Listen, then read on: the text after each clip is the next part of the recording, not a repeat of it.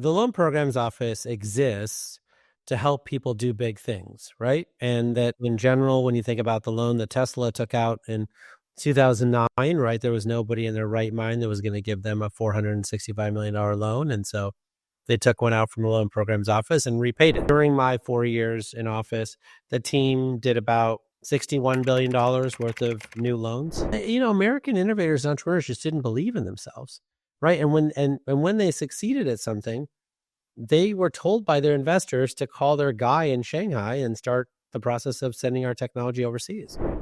We're supposed to lose money, right? We're supposed to lose money on behalf of the American people to actually, get these technologies commercialized. And along the way, we just haven't taken enough risk. We keep making money for the taxpayer.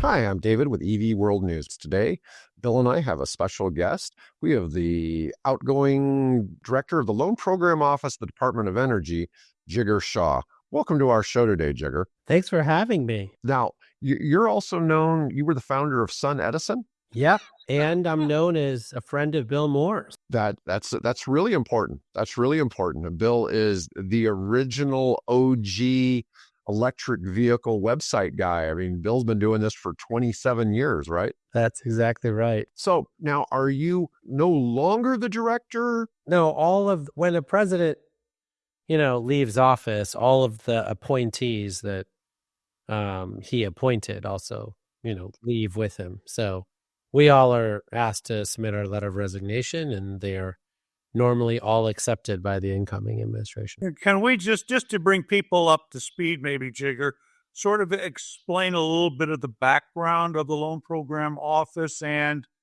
sort of its scope and how that contributes to the national good, so to speak? Yeah, so it was started by, Republicans in the Senate and the House in 2005 during the Energy Policy Act under Bush. And the whole purpose of it was there was a recognition by Congress at the time that we invent everything here in the United States, but we just don't commercialize any of it here. So we always license it to Asia or Europe or other places to be scaled up. And so therefore, all of our R&D that we spend money on doesn't really lead to job creation here in the United States. And so we needed something that wouldn't compete with the private sector, but actually step in when the private sector was unwilling to. That started with the Title 17 programs, which is how we fund nuclear projects or geothermal projects, or at the time, solar and wind projects, right? Because the private sector wasn't doing those projects, or batteries, et cetera. And then later, we got the Advanced Technology Vehicle Manufacturing Program. And that program was really designed to make sure that all of our factories don't go to Canada and Mexico, and that we left a lot more factories here in the United States. And so that program doesn't require innovation, although there is a lot of innovation in most of these loans that we did. But that just requires onshoring and reshoring here in the United States. All of the programs from the Loan Programs Office are designed only for projects here in the United States. So we can't fund anything overseas. When I came into office, there were about $34 billion worth of loans that we had already completed. During my 4 years in office, the team did about $61 billion worth of new loans, which is great. And we processed another $40 billion or so worth of conditional commitments that'll get, closed sometime this year. Let's say I have a project here in the United States. What was the process that I as a company would have to go through to apply for a loan, and what was kind of the procedures there? Yeah, I mean, it's the same as a commercial bank, right? Like, what's your project, right? And how do you expect to pay us back, right? So it wasn't any more complicated than that. But you could imagine that folks who can't get money from a commercial bank, usually, right, or in the case of ATVM, can't get it as low cost as us, are generally ill prepared to fill out the paperwork, right? And so they required a lot of mentorship. And the average loan size out of our office was $2 billion, right? So figuring out how to help them fill out the paperwork and give us the information we needed was something we had to do. We couldn't lower our standards. we had to raise their ability to do their work, right? And so that was a lot of the work that we had to do. Some of the folks obviously know what they're doing, whether it was Ford or Stellantis or GM or others. But there are lots of other companies who were younger in their maturity cycle, and there was a lot of work that we had to do to get their game up to where we needed it to be. Average loan is $2 billion. Yeah, I'd like to think they had, they knew what they were doing, right? So let's start talking about successes from the loan program office. And, I'd like to know what you think were some of the better projects you guys got involved with, what kind of lending and how that looks. Well, yeah, let's start with the loan programs office exists to help people do big things, right? And that in general, when you think about the loan that Tesla took out in 2009, right, there was nobody in their right mind that was going to give them a $465 million loan. And so they took one out from the loan programs office and repaid it, which was great. And I think when you look at the next set of loans that were done even back then, right, part of the reason why the loan programs office had this program was because a lot of folks were moving to Mexico. And we needed a program to try to keep people here in the United States. And so Ford used the program and Nissan used the program and others, right? And so in this particular, 4 years, there were a lot of battery manufacturing facilities. And the question was, are they going to go to Mexico or are they going to happen in the United States? And our program was used to put a lot of those battery manufacturing facilities in place in the United States. And so there was a big loan to the Ultium platform with General Motors and the Blue Oval SK platform with Ford and the Star Plus platform with Stellantis. But then we also did a lot of critical minerals loans, right? So Thacker Pass in Nevada and Pioneer in Nevada as well. And then we had a conditional commitment to the Energy Source Minerals folks and the Salton Sea. But we also did graphite processing in Vidalia, Louisiana. But we also did supply chain. So Aspen Aerogels in Georgia that helps to keep fire risk down, right, from the thermal barrier material.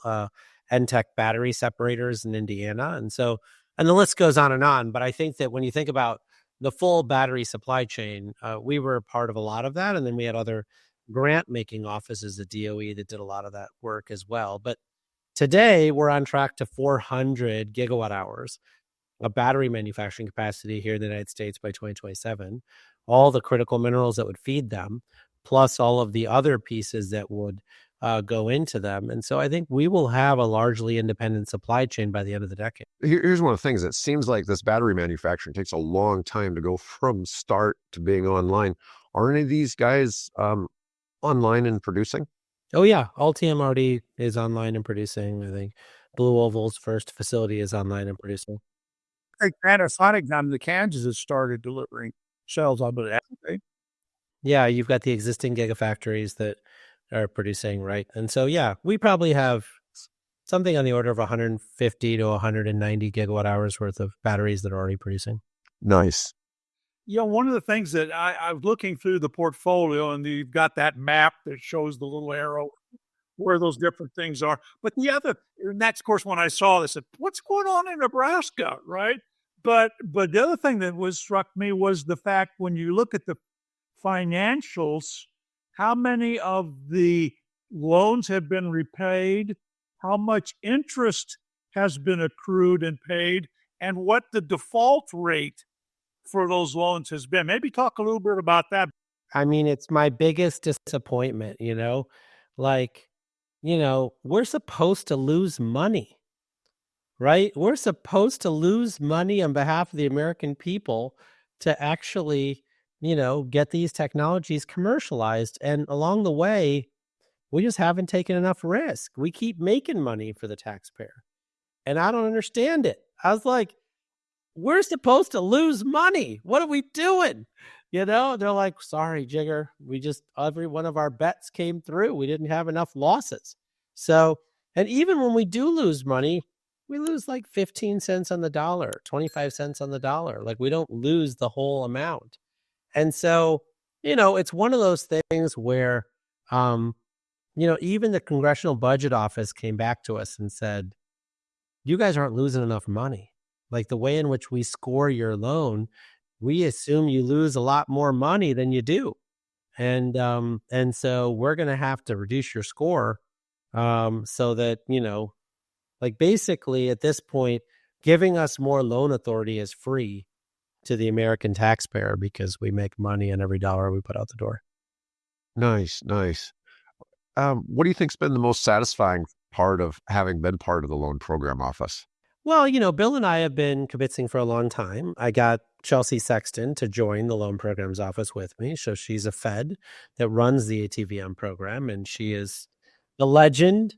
So I was so glad that she was willing to join me. So if all I accomplished was getting Chelsea Sexton to be the rock star that she is, then I think we've accomplished everything we need to accomplish in life, Bill. But I think the other piece I would say is that entire time that Bill and Chelsea and I were making mischief, American innovators and entrepreneurs just didn't believe in themselves, right? And when they succeeded at something, they were told by their investors to call their guy in Shanghai and start the process of sending our technology overseas.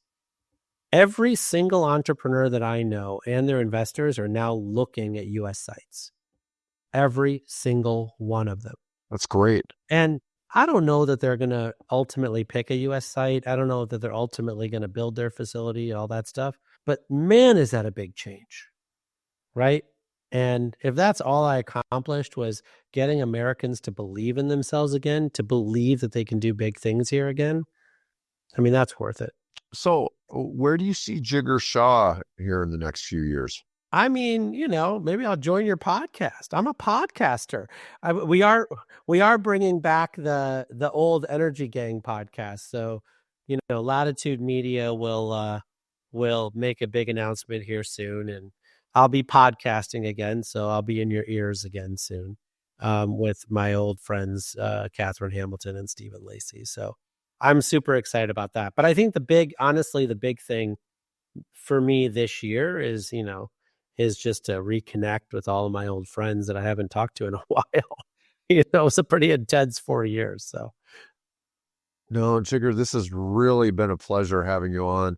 And we'll have to look at doing some things again in the future because we've gone on almost an hour. So, and it's just really easy to keep going on. Folks, I want to thank everybody for watching today. I love it. Thanks, guys.